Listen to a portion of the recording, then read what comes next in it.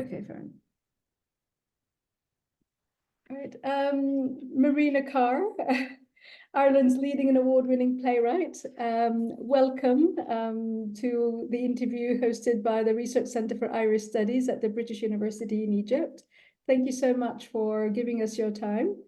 I'd like to start, first of all, by congratulating you on your newest play, Audrey or Sorrow. And you may be surprised that we've heard about it here in Egypt, but would you like to tell us what inspired you to write the play? Well, I'm more interested in finding out, how did you hear about it in Egypt, first of all? Well, the technology plays a big role now in, carrying forward news from different parts of the world, and I think that's the positive thing about technology. We've heard all well, first of all, the advertising about it, and then the Abbey Theatre, standing behind your work, and then the fact that it was an outstanding play, written all over the newspapers. So I think media and technology have played a very prominent role in sharing your success all the way over to Egypt. Oh, but I was wondering, did you have a secret friend in Dublin or something? Yeah, I do, but Yeah. no, they were not the source. Okay. As to what inspired it, I never know how to answer the question, Rania, about any of the play. Because I don't think inspiration doesn't seem ever feel inspired. To me, it's always a bit of a car crash, CARR. I think, to be honest, I always feel dreadful, and I always feel and I never get done, and it doesn't make sense, and you just keep going. I wrote that Audrey or Sorrow, I think it was about 7 years ago, on holidays in Spain with my family, and I wrote it quickly. I wrote it in a week, first draft, very quickly, and then I just put it aside for a few years. So it was really like a holiday, and I hadn't written for a while because I was teaching a lot, and I find it very difficult to write when I'm teaching because my fabulous students take all the time, and I'm busy reading their work, commenting on their work, that I can't focus on my own. So I was on holidays and I hadn't written for a while, desperate to write, but I had no idea what I was going to write. But I'm just going to bring the notebook. I was going to write every day. That's what I did, and that's what came out. But I had no plan, and I had no idea what the play was about until I got to the end of it. And um, to me, that's a very exciting way to write. And I wish to do that more, but sometimes you can just be, everything can just align. The weather was beautiful. We were staying in a lovely house. We were swimming in the morning. I'd come back, I'd just write on the patio all day, go swimming in the evening, have dinner with the family, get up the next morning, write, go swim, come back, write, go swim, go and have dinner. So it was just, and it just came. And I knew when I was writing it, it didn't really make much sense, but I said, look, I'm just going to keep going. I'm going to the end of it. And then over the years, then I've gone back and done a couple of drafts and tried to make sense of it, actually, because I wrote another play on that 2-week holiday. I wrote 2 plays in 2 weeks, and the other play, I'm still trying to make sense of. I go back and I draft it every so often, and it's still not making much sense to me, but hopefully it will at some point. So it's basically, you know, take off the brakes and put the boot to the floor and see what happens. So you go crashing down the hill 100 miles an hour. Marina, when I first introduced you, I said, Ireland's leading award-winning playwright. But I'd also like to give you the space to introduce yourself in the way you'd like audiences to know you. So how would you introduce yourself to audiences? I'm a playwright. Uh, there's always leading this and leading that and leading female, leading, it's a very contentious area because you might think that, but somebody else will think somebody else is the leading playwright, et cetera, et cetera. So I'm very happy that you would say that, but I don't take any of that too seriously. I see myself as a playwright. I see it as a craft. I see it as something I love doing. sometimes hate doing, but I see it's very much tied up with who I am. I only feel a writer when I'm writing. The rest of the time, I'm thinking about writing or thinking about fresh about not writing, or I'm sulking at the desk. And the whole world seems to be uh, about writing, about how I can put what it is, whatever my life is, how I can describe in dialogue for the stage. That sounds like they're autobiographical. They're not. They're works of the imagination, I hope. They're at their best, they are. But I'm a playwright. And is that the only role you have in your life as a playwright? I think there's more. No, God, no. I'm a brilliant mother. I'm a mother, shall we say. Very flawed mother, but I'm a mother. I have 4 beautiful children who I adore. I have a fantastic husband. I have a dog. I have a job. I also teach. I'm a teacher. I teach at university, at Dublin City University, and these are all other things. Yeah. Well, I'd like then, because as I heard in the news and as I read, Ireland has announced that it will formally acknowledge Palestine as a state. And it's not possible for me to be interviewing Marina Carr, an Irish citizen, and not at least, pass this question on and say, well, what does that mean to you as an Irish citizen? It means an awful lot. I think I'm very proud of our government for doing the right thing, for standing up and standing up for the Palestinians right now, because they need to be stood up for.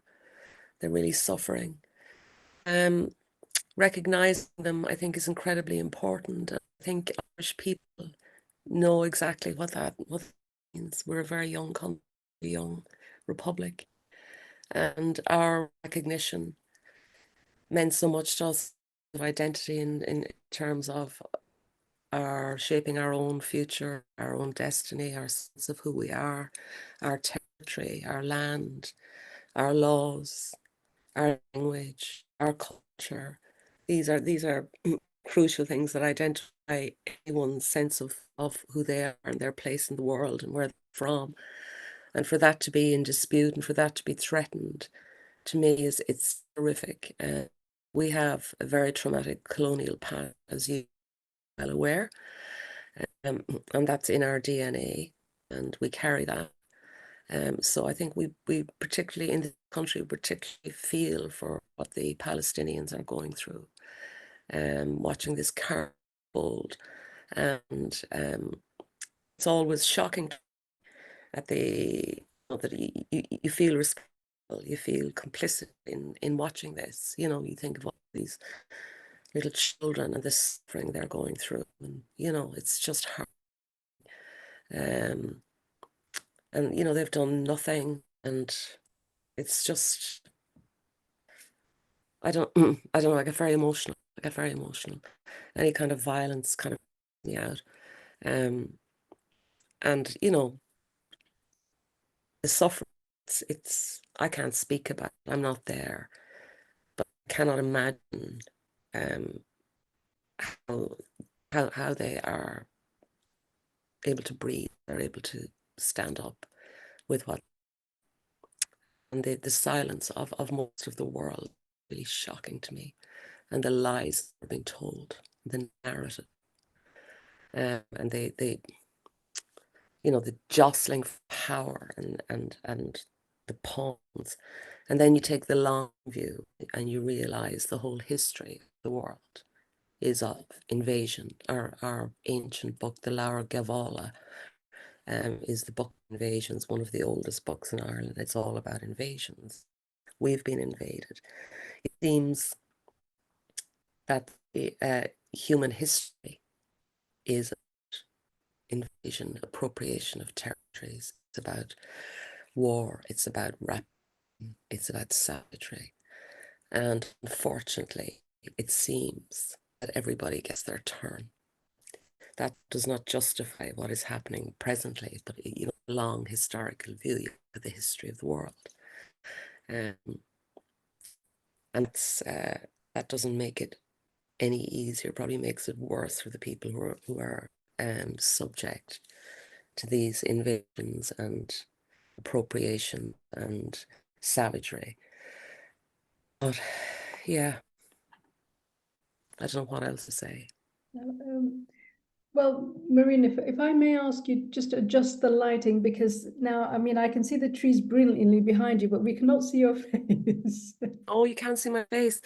There's a thing blocking the screen as well. This meeting is being recorded. Is that blocking, No, you just say yes. I mean, I mean, I had the same message, so you just say yes. I mean, that you agree. It's just asking your permission. I just go, okay, yeah, okay, fine. Oh yeah, and that should go. Let me just try and turn on a light here then.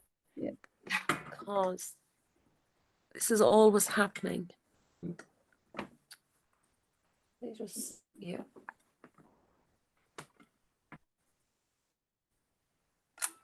Or maybe you just have to sit at a different angle.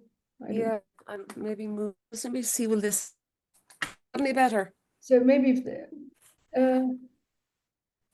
a little, I mean, like, okay, now I can see your silhouette. You can see what? Your silhouette. So it's just My silhouette. no, so yeah, I think Let me maybe just try. sit at a different angle. Yeah, because the problem with this room is the Wi-Fi is really bad, and I'm sitting in the best place. Is that any better? Well, only half your no. It's the sun behind you. I can see it's the sun shining. Oh, okay. Yeah. No. Let me see. Now, what can we do? Is that better? Yeah. Well, no. Again, the light behind you. That's the problem. Yeah, the light behind you is the problem. Oh, much better. Yes, we can see Is that better? you. You can Yes. see me now. Okay. Okay. Yes, now we can see you. All right. Okay. Do you want me to go to question number two? Well, I think how do you see, okay, question number two, that one. How do you see the role of the artist in relation to world affairs? I think pretty powerless, to be honest. Yeah, I don't see how artists figure in world affairs. We're pretty much ignored. Our funding is cut to ribbons. I don't think we're at the table, you know. That's the importance of art and our cultural institutions, our galleries and our museums and our history and all of that. These things are really important for one's identity. How they influence world affairs, I don't know. I know how to do negatively, because one of the tools of war is to destroy the culture of a people, their gallery, art, their artists, all the things that they are proud of in their culture is you attack them and you appropriate them, or you do whatever.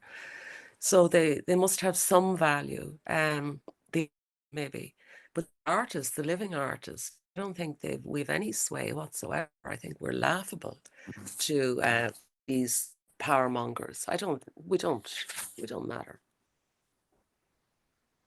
And if crisis and war can bring with them experience of suffering and survival, I mean, think Marina Carr as a playwright, you have dealt with these experiences in your plays. How have you depicted suffering and survival in a number of your plays? I suppose Hecuba would be one play that is about war. It's about the fall, as you would be aware, and it took as inspiration Euripides' Hecuba, and I'd always thought that she'd been given fairly shoddy treatment, so I wanted to kind of redeem her a bit. and try and reimagine what it must have been like for her living through that war and losing her husband and her children, sacrificed on an altar, and her little son being drowned, killed by the enemy, etc. And just to imagine what that suffering, unimaginable suffering. Of course, I can't. I only imagine what it is, and I want to present a more, more complex picture of this famous queen, rather than have her traduced by what became Greece, or the invading Greek. They weren't Greeks then, obviously. Bands of warring tribes, basically. I wanted war through her lens and the lens of some of the other women as well, and obviously Agamemnon and Odysseus, and through her son's eyes, and her daughter Cassandra's eyes, and through her daughter Polyxena's eyes, and just to see the cost and the way one is reduced from one's former sense of self, and what is left, everything has been taken. That Hecuba. I'm trying to think. Oh, I've also written a play called Girl on an Altar, which is took as its inspiration the first Agamemnon first play in the RSIS trilogy, and that's again. I'm trying to look at Clytemnestra's justification for murdering her husband, um, and for the sacrifice of their Iphigenia, for the wind to change so her father Agamemnon can go off to war. And Clytemnestra is then left with the little daughter having been sacrificed, and is living with this and his return. And in Aeschylus, as you know, hardly in the door, and he walks in the red carpet, and she's in after him, and he's in the bath, and she slaughters Cassandra, and that's it. But what I want to do is extend that moment between his arrival home to the killing. And I've always had a problem with killing. I've always had a problem with Clytemnestra killing her husband, and I wanted to see if there was a way that where she would. In many ways, it's a play about what happens between a man and a woman. It's a play about an attempt at forgiveness. It's just something that is unforgivable, and it is a play which deals with, I suppose, the fallout and the consequences of what one does to enter a war, what one does to stay in a war, and what one does when one comes home from a war. So they're the two main ones. I can't think if I've written anything else about it that would have war as a background. I don't think I have. But then you have the war of the family, of course. We always Um, well, Joyce Macmillan, and he writes about your Hecuba, and in New York Times, he says, and I quote him, "I'm not aware of another woman who writes about tragedy with such grandeur. She goes to a deep place that has not just to do with society now, but that touches an inner tragedy of existence." And your Hecuba has also been described as an honest portrayal of war. Now, how do you see Hecuba in relation to the current events in the region where I'm interviewing you from? How do I see? Well, in a sense, you know, the level of savagery depicted in the Trojan in the war between, the war at Troy, or the fall of Troy. Hecuba likens it. She says, "This is in war. There are rules, laws, codes. This is genocide, wiping us out." And she's talking about the savagery of the Greek army, or what became the Greek, all Greece now, but all these warring factions coming in, the 40 kings. Homer talks about there being 40 kings arriving to Troy, and each one more vicious than the next, and they're all squabbling incidents and for, power. And so how do I see it? Well, you see, I always see war as, basically out, jostling for power. So you can be sure, the world leader we have now, when everybody's gone home, everybody who's been at the table, who thinks they're part of the conversation, you can be sure as soon as those people have gone home that there are conversations in back rooms. That these leaders all know each other. I'm sure they're on the phone to each other morning, and they're trading us speak. And it seems that they have absolutely no consideration for the sanctity of human life. They've great consideration for the sanctity of their own lives, but they don't have any consideration. And it seems it's a chessboard, So I'll give you this, you give me that. I won't invade here if you don't invade there. I'll send bombs here if you don't do that. If I do this, so and so will vote for me, etc. If I do this, I'll take this bit of the sea and you can have that mountain. I mean, that's what it is. You can be sure they're trading and poker with each other and all the rest. And then we are just a pack of lies. So how does that relate to what's happening right now? I'm not a politician. I'm not a historian. I'm not an expert on current affairs. So what I have to say is a very simple woman observer who reads newspapers, who watches a bit of the news, and just I find it really difficult to believe a word out of anyone's mouth right now. I think that it's just the lies everywhere. We're just saturated with lies and double speak and double think. So yeah. And when we think of Hecuba and the maternal grief she's put up with, and she's a woman or a mother who's lost everything, I believe that makes her very realistic to perhaps what we see on the news of all the women who are losing their sons and the children and the families. Perhaps that's she stands as a woman who defies perhaps a lot of circumstances. And I think the Palestinian woman is in that situation at the moment.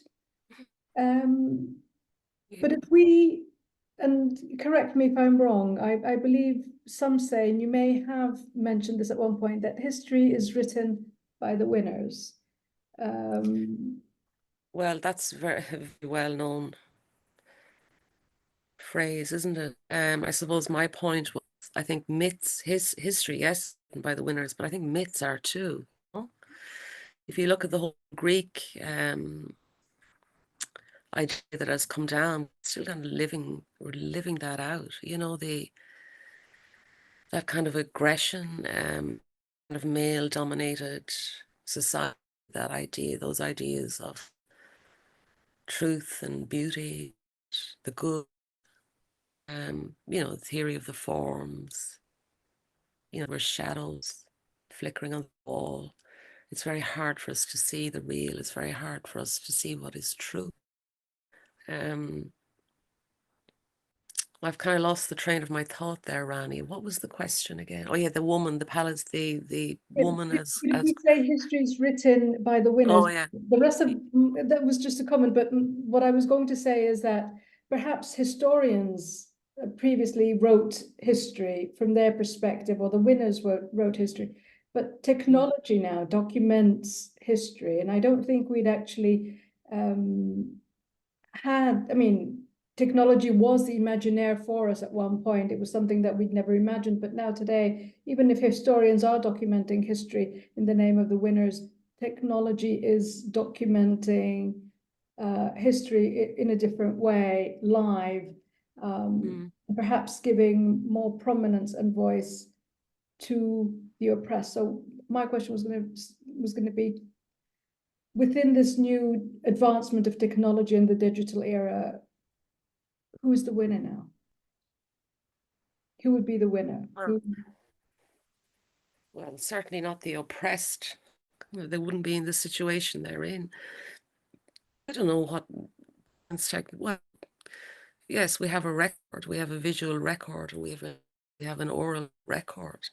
But we've had that before, and it didn't change. It didn't change how people thought or behaved. Been doing war for a long time. It seems like it's something in us. It's this hyper aggression is in us. It seems to be in our blood. And I don't know what would eradicate it. Look, I find the whole thing incredibly confusing. I don't know what I could say about digital age. I'm not a very digital person. You know, I can just about use a laptop. I don't do any of that social media stuff. Yeah, read the newspaper online. I watch films online, stuff like that. So I really don't know how to answer that question, Rania. Well, what would you say if I said that perhaps citizens here in the region, in the Middle East, believe that technology has given the oppressed an advantage over the oppressor, because history is no longer written by historians and left to that perspective. On the contrary, the documentation of the events live has given a voice to the oppressed. Yes, they are still suffering, but the world is changing against those who are oppressing the Palestinians. And we saw in the Cannes Festival that women are expressing their solidarity and affecting change simply by walking down the red carpet with their bodies and even their clothes, the Palestinian flag in dresses, as a dress. And that was the reason why I was asking this question, because technology, from the perspective of a Middle Eastern, has had tremendous impact in subverting the myths, deconstructing the lies, and opening the eyes of the international community to the atrocities that were perhaps not left unspoken for centuries. It has been 75 years of oppression, and technology has now lifted the veil and unmasked the lies, as you earlier said, that there's so much lying going on. And technology has played a tremendous role in documenting history.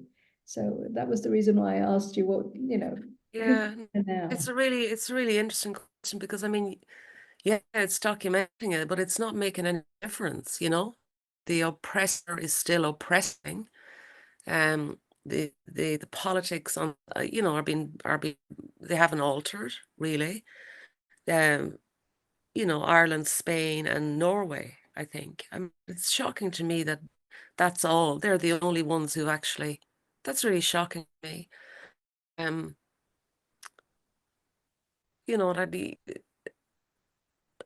I can't imagine what it must be like, what it would be like to live through that, and to see the silence of the world, Yes, it's been documented, but it's not changing anything. They're in Rafah as we speak, unless something happened today that I haven't read about. Also, I think we're kind of saturated as well with the digital world.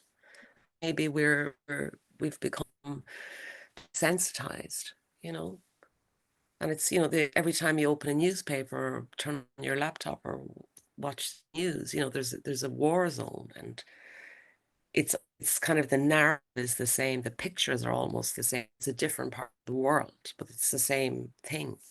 Someone wants the territory, someone wants the oil, someone wants whatever it is that oppressed have, and they're going to have it, and the rest of us are going to watch and say, oh, it's terrible, that's really awful. Nothing's going to change, and the stronger is going to beat down the weaker, and there you go. And then they move on. It happens again. So I don't really take seriously that has changed. You know, yes, you can wear your dress down the red carpet. Yes, you can document it, but it's something so ancient in our nature. That's what has to shift. And if I say, you know, you include myths in your work, and legends, and you work around them. So what do you think is the role of myth in knowledge production? Knowledge production. I don't know what it is in knowledge production. I only know that I love myth. They're a part of us too. These stories that are there since time began. The traditional stories about trying to describe what it is to be human, I suppose. And one of the things I love about myth are all the different versions. You know, they contradict the same story with 3 different endings. You can take your pick, or you can play with them, or you can play with the contradict. You can choose one ending over another. And all, I think they're there. They're kind of touchstones for all of us, to tap into, to try and understand what it is what it is we're feeling, thinking.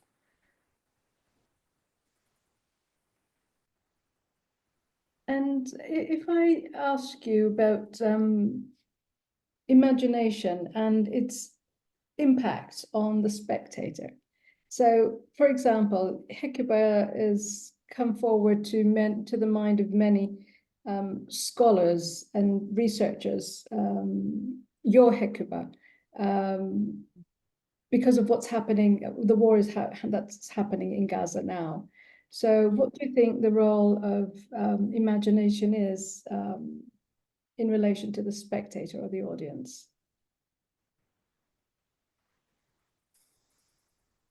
God. Um,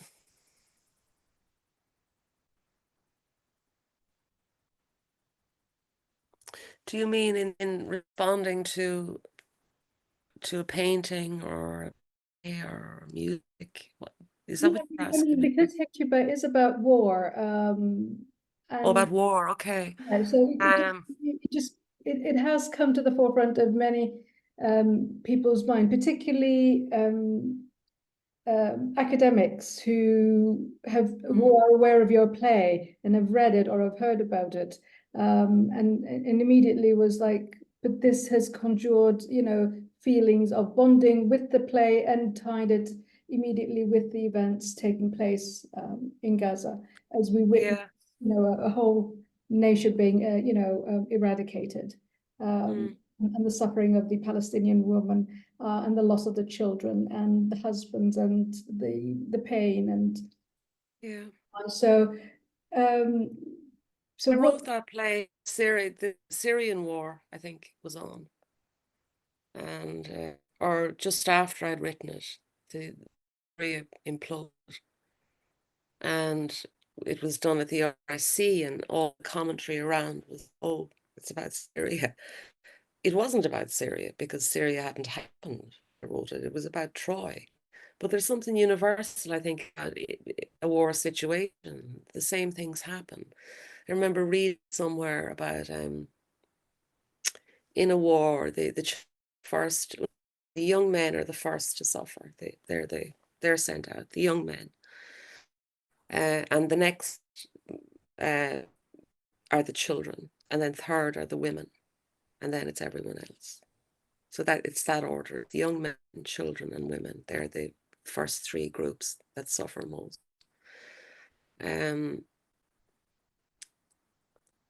So, you know, it's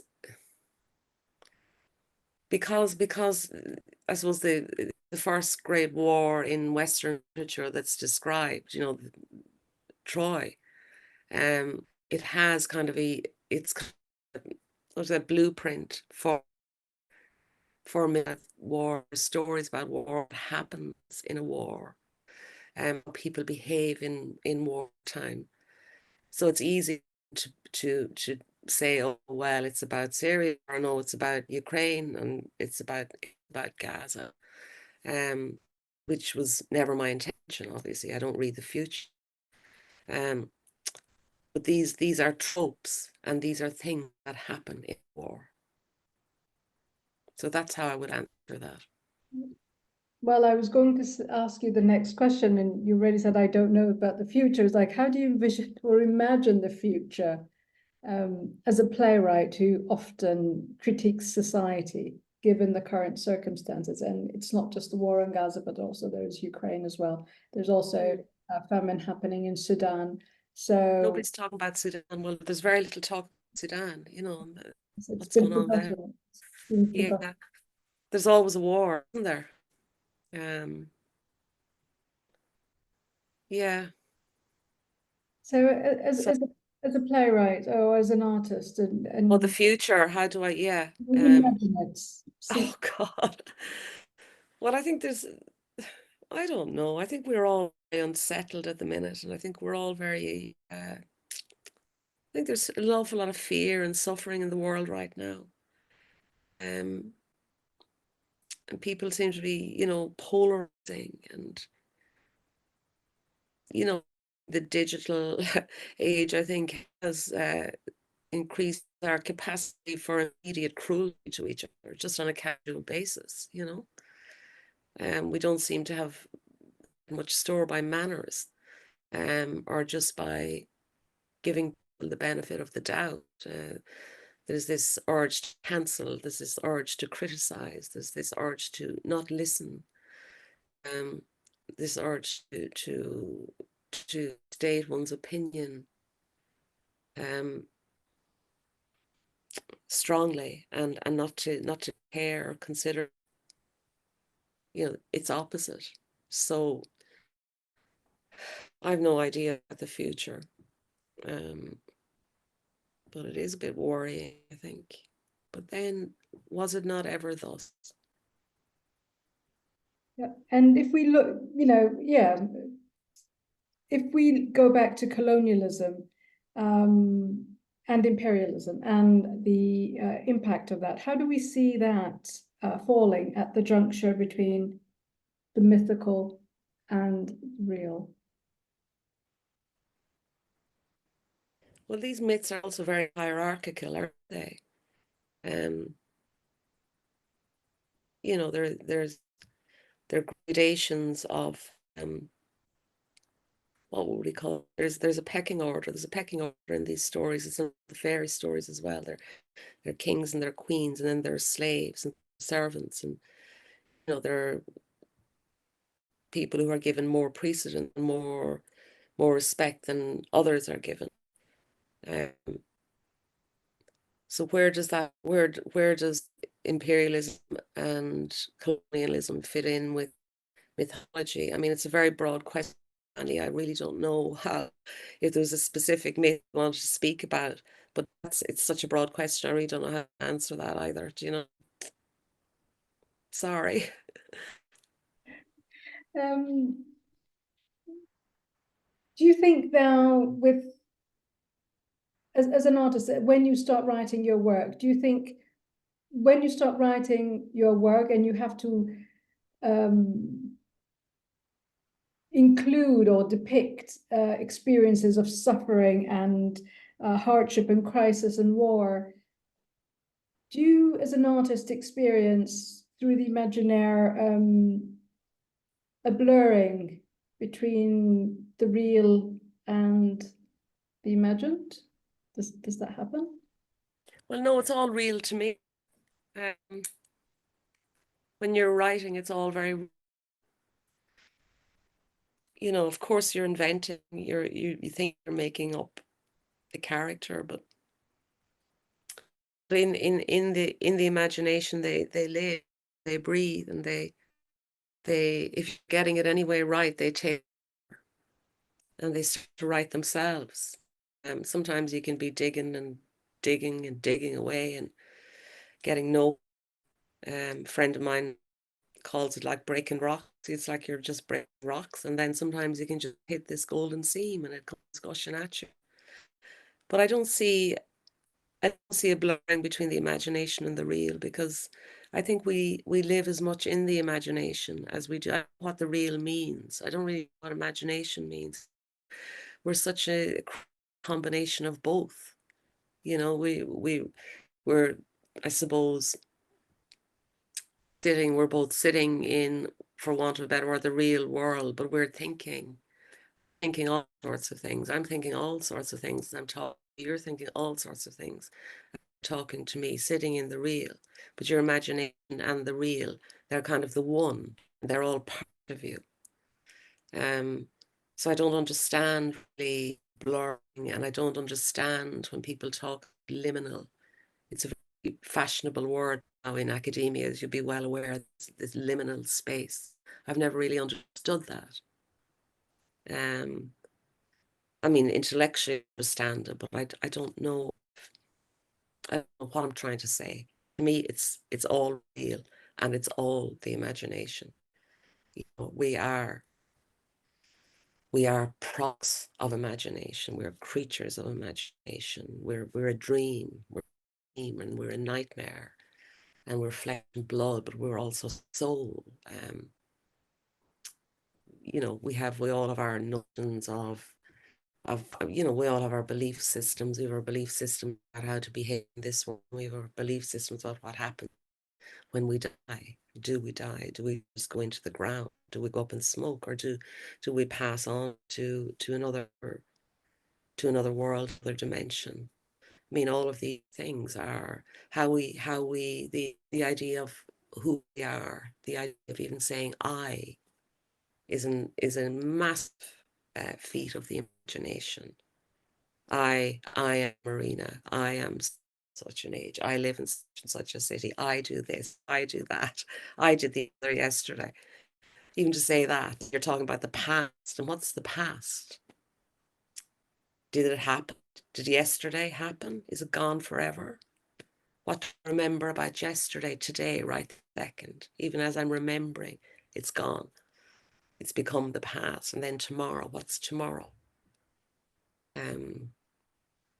The whole idea of time being cyclical, or time being linear, as opposed to time being a gyre, like the Yeatsian gyre, or time being a cycle, or time as imploding on itself. I mean, all these things we don't understand. Talk about, you know, the whole idea of time, that it's a mortal construct, that we made it up, that there's no such thing as time in eternity, that it doesn't make sense, that everything is happening at the same time. And the whole Nietzschean idea, coming from the Platonic idea of eternal return, and this exact conversation will take place again. You will sit there in your lovely t-shirt, and I will sit here in my black jumper, and we will these exact words to each other infinitely. You know, all this stuff is mind-boggling to me, and fascinating. Your answer was fascinating, and it's very touching. It comes from the heart. Right, Marina, you've talked about the negativity against art and artists during times of war, where there's a deliberate attempt at eradicating culture and art. But in times of crisis, art has always played a very prominent role in bringing in hope. What can you say about that? I don't believe that. I think in desperate situations, people are too hungry or wounded, or they're suffering too much to care about poetry or plays or paintings. Understandably, if you're starving, you're not going to care about painting on the wall. I don't believe that. I think art is superfluous, and that's the beautiful thing about it. One of the beauties of life, and it comes out of civilization. It comes out of a desire to create, to have something. It comes out of something greater than just foraging around that we all do to try and make a living, to try and get from morning to night, to try and behave ourselves, to try and get our jobs done. Art is absolutely useless. Because it's useless, it's stunning, it's beautiful. It's one of the things that we all understand. We all understand it at some level. We all understand what the impulse is, or what that striving is for something beautiful, for something sublime. Yeah. Sorry, I'm not a very hopeful person, Ronnie. I meant to say No, art is so this powerful is, and useful. It's not. but theatre has always been a stage and space for the marginalized to speak up or to shed the light on the marginalized, the voiceless, the ones that cannot speak. Theatre has always had a very strong impact. And you're a playwright and an award-winning dramatist. What can you say about that? What can I say about that? I mean, you look at the history of our Abbey Theatre, which was before we were a state, before we were a republic, we had the Abbey Theatre, and it's now our National Theatre. And yes, that was a real call for galvanizing, I suppose, our fledgling ideas of ourselves coming out of the whole colonial experience. Our language, the Irish language, our oral culture, our storytelling, our legends, our myths. Um, and I suppose beginning to express ourselves with pride again. And Yeats and Gregory were hugely, they were hugely, that it's a deliberate project, and they galvanized, like Sing and O'Casey and all these writers and poets and musicians and storytellers. And there's no doubt it did help to shape our idea of ourselves. We're obsessed with our National Theatre here. We all have something to say about it. We all feel like we own it. Wonderful thing. It's very difficult for the people running the theatre, but every person does feel that it's their right, which is great in one way. But I think every Irish person is a storyteller. You won't best anyone in this country. We're all gossips. We all love telling stories. There's a story in everyone. And we're very competitive, and there's, you just look at the history of literature, and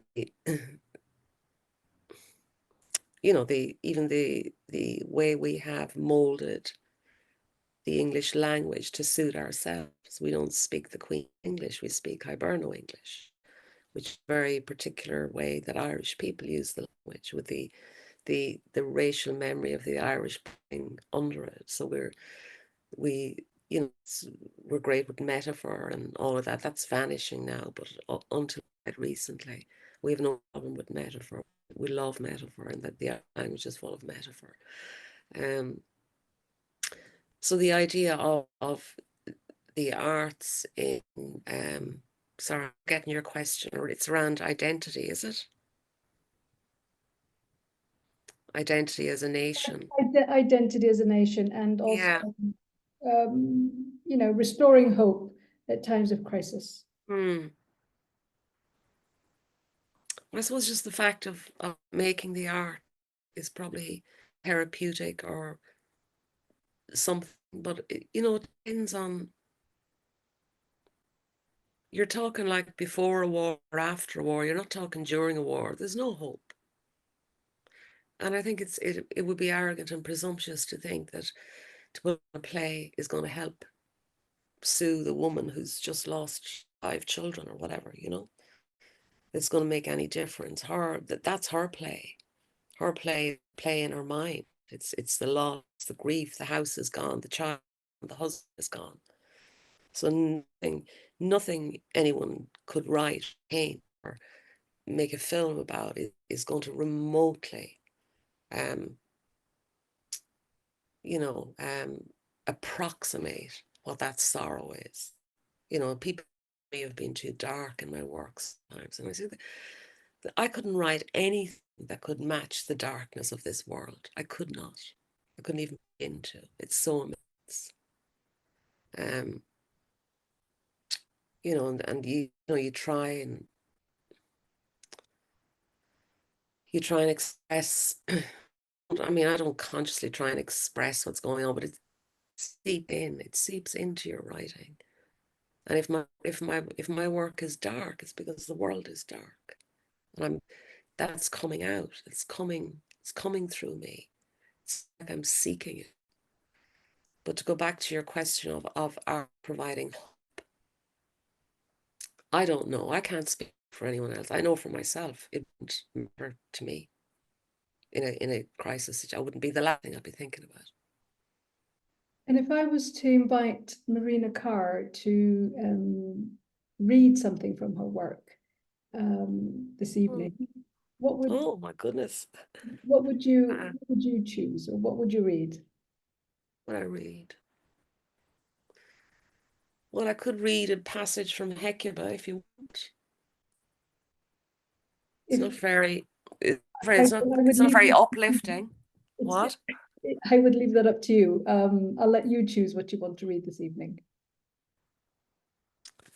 Okay.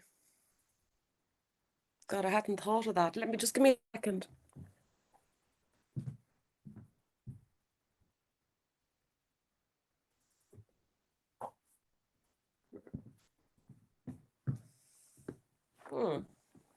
Sure, I won't read from Hecuba. Still there. I won't read from Hecuba because I think we've spoken about that. I'll read from I Girl. I don't know if you've read this play yet. Have you read this one yet? I Girl. I have not yet. Okay. It's a bit difficult to get hold of your books here unless okay. traveling, and I asked them to get a copy for me. Yeah, well, if you send me your address, I'll copy.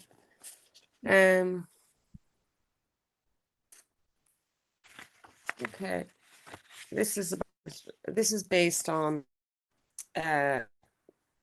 Demeter and Persephone, you know the myth, you know, where she's taken to Hades by Pluton, the king of the dead, and her mother is going mad, full of desperate to get her back.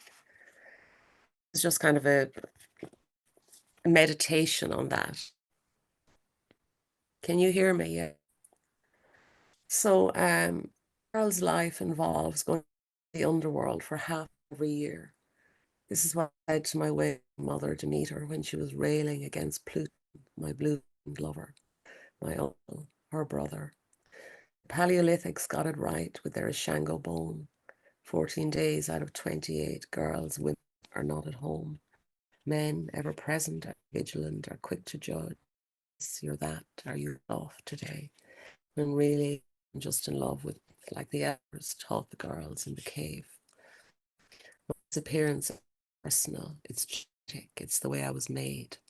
Since my mother decided to divide the season and me in quarters, I've grown used to being Pluton's queen. I know he's my uncle, but he loves the darkness, the dead, all sleepers, and when my mother comes calling, drag me into the light. Spring, bounty, abundance, living day. All crave is night, Pluton, rest, oblivion. The sort of rehearsal for demise. But Demeter calls, my darling, my daughter, Persephone, I need you for light, I need you for laughter, never allow death for you while there's breath in my body. I will stop the world tracks unless you turn to me. I'll grow the corn and unwean the fields. I'll starve every hominy who crosses my path. I will block out the moon, block out sun, the moon, the stars. I will create everlasting night, rot the apple, the branch, and the grapes and the vine, turn to muck so you give her back. I'll curse on your children and your children's children. I'll constrict the womb of your women and shrivel the seed of your men. Have some pity, daughter of the world's gold, gifts for above, meant for above, below. She has listened, my mother, the goddess of corn and morn. She has never known the seduction of the blue-black cave, of Pluton's walls. His throne is azure, And when he takes you in his arms, he has gardens, asphodels, pomegranates, oaks, and 5 rivers flow through his purple fields. He's full of sorrow as he welcomes you to his underland of starless and skyless caverns, the dead wandering, gossiping. And the other thing that told me, Pluto is a singer. His voice booms off the stone, and he's young. He hasn't aged a day since he was sent down to paradise. Some archaeologists say a million years hence, excavating a doomed, silent earth, we'll lift our bones carefully, see the pomegranate seeds in our teeth, terrible dentistry. Sizer is intact, so Anthropocene, so perfect, and the brains and the progression in the males and the somnambulist women. And right in the report, it was all so predictable. They were Plutons from the start, never had a chance. All roads lead to days, can't beat back the night. But touching the way her bones rest, bones of his arms, human specimen he will record. Sapiens, ? Comedy, probably. Old gods, that vanished tribe, stuff of myth, a trace of them. Now for you. That was absolutely beautiful, Marina. Thank you. We are myths. We are myths in the making. We've forgotten. Like the old gods. We're like the old gods. We can't remember anymore. One day that's how we'll be described. Marina Carr, you've given me your time this evening, and it is very much appreciated. And it was insightful, it was warm, it was genuine and straight from the heart. On behalf of academic staff who encouraged me to reach out to you in different universities here in Egypt, and on behalf of the Research Centre for Irish Studies at the British University in Egypt, I'd like to say thank you. Thank you, Rani. Pleasure talking to you as always. And I still haven't never been to college, so I have to get there at some point. Yes, I have been making this attempt several times. I will continue to encourage you to come. You know what? My youngest daughter is 17, so she's one more year in school. So I'll be a lot freer after next June, do you know? And I'm also, I teach one semester here now, which is because it's really difficult to write teaching the 2 semesters. So I teach September to December, and I do bits and pieces, you know, the rest of the year, but nothing too taxing. So I'll be footloose and fancy free about a year and a half. I'll make a note of that and jot it in my calendar. Yeah, I have to see the Sphinx before I die. May you have a really long and healthy life, Marina Carr. Please God, please God. Yeah, you too. Yeah. Right. Thank you, Marina, and have a pleasant evening. You too, Ran. And do send me your address and I'll send you books. Right. And okay, I will do so. Thank you very much. Yeah. Okay, bye-bye.